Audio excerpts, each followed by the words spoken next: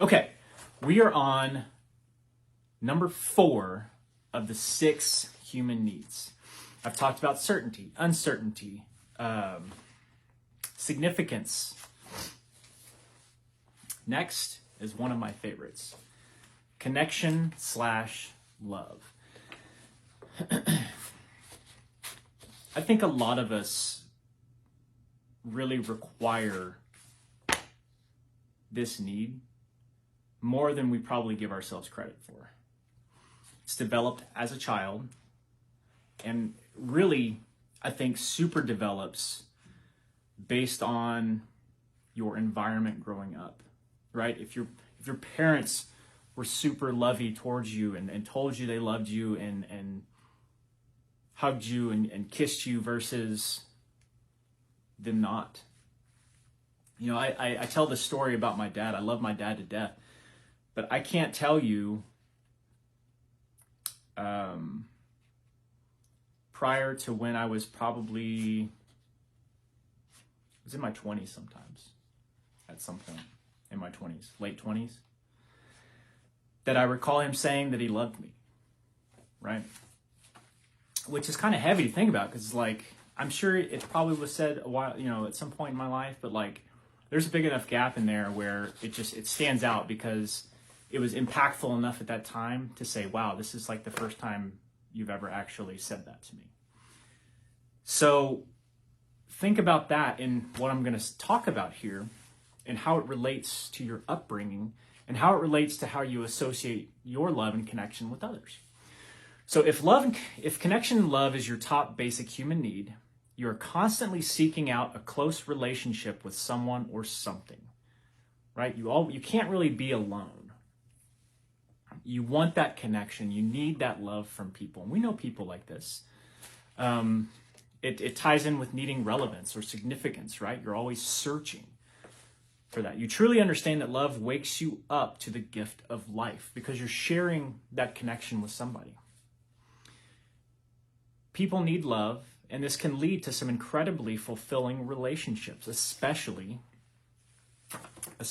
if the other person feels the same. If you have this connection that's mutual, even as friends or as partners, whatever, it satisfies that need, and it gives you what you're kind of looking for in that respect. But it can also cause you to sacrifice self-care in order to take care of others or maintain a partnership. Sometimes you can love too strong that you forget about yourself, or you're too worried about connecting with others or how they appear or how you appear to them that you lose sight of yourself. We know some of those people too that give entirely too much of their lives to others because of this need for love and connection, that they forget about the importance of themselves. They get run down, they get burned out, they turn to other things. A relationship they have an argument in a relationship and they feel like the relationship is over because that connection is broken.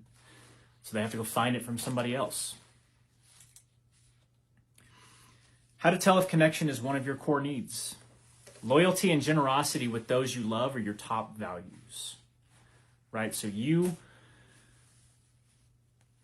want to be loyal to people, but you also need loyalty back.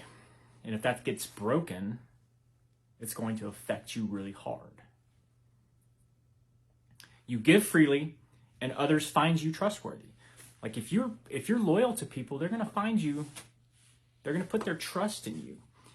And if being loyal and needing loyalty is big on you, then you are probably a trustful person. And you can also expect people to trust you back, right? And you give that expectation of trust onto them, which is really hard to do for people.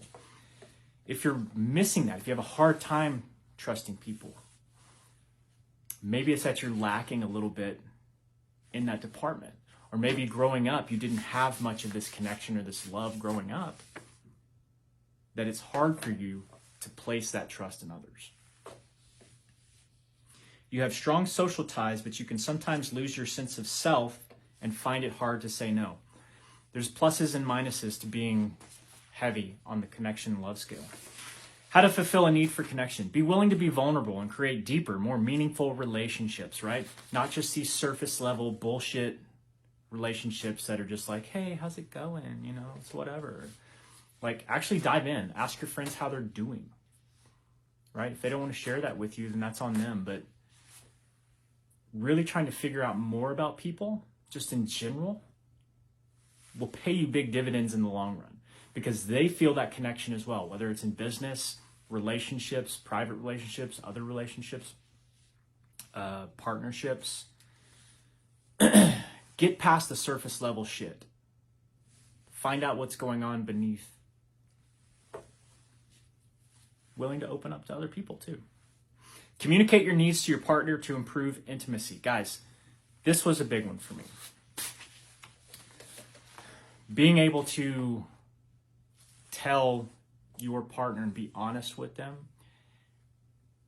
is how you make strong relationships with your spouse or your loved one or your partner. Telling them what you want to do and not fucking hiding it or lying to them, right? That's surface level.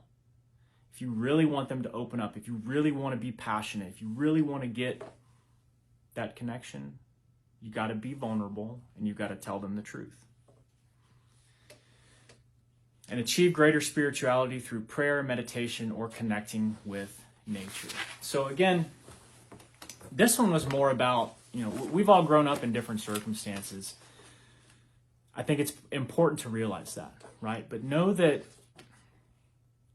if you have a hard time connecting with people, or feel like you do, or feel like you have a hard time falling in love with somebody, or some people loving you back, there's probably something missing there. Either the way that you were raised